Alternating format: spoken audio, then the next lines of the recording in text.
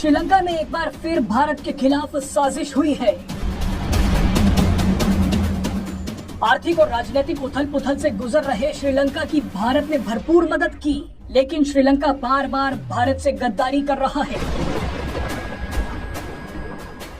श्रीलंका भी लगातार इस बात को स्वीकार करता रहा है कि भारत उसकी मदद कर रहा है, लेकिन श्रीलंका अचानक एक बार फिर चीन के चक्कर में फंसकर खुद को बर्बाद करने पर तुल गया है। दरअसल श्रीलंका में जन विरोध के बाद सत्ता से बाहर हुए चीनी समर्थक महिंदा राजपक्षे को भारत ने कड़ी चेतावनी दी है। सत्ता से बाहर होने के बाद भी राजपक्षे परिवार राष्ट्रपति रनिल विक्रमासिंघे के जरिए श्रीलंका में अदृश्य सरकार चला रहा है। यही वजह है कि श्रीलंका में भारत के कई महत्वपूर्ण इंफ्रास्ट्रक्चर प्रोजेक्ट्स को अभी तक मंजूरी नहीं मिल पाई है।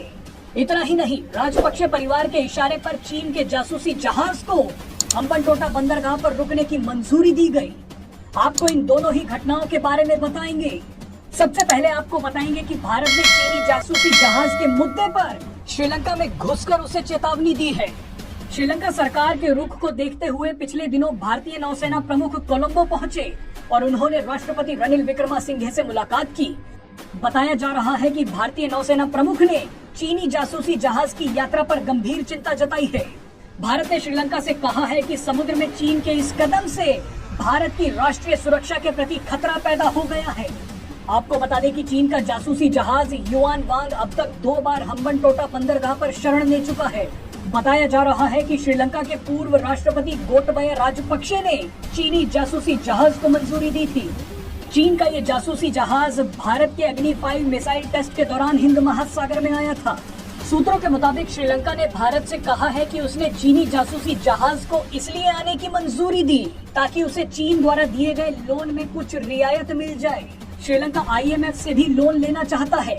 इसके लिए कुछ हद तक चीन के कर्ज को चुकाना अनिवार्य है। बहरहाल भारतीय नौसेना प्रमुख ने श्रीलंका से भारत के कई रणनीतिक इंफ्रास्ट्रक्चर प्रोजेक्ट्स को प्राथमिकता देने के लिए कहा है। इन प्रोजेक्ट्स को राजपक्षे परिवार मंजूरी देने से इनकार कर रहा है। इसी मुद्दे पर भारत के राष्ट्रीय सुरक्षा सलाहकार अजीत डोभाल भी श्रीलंका को कड़ा संदेश दे चुके हैं।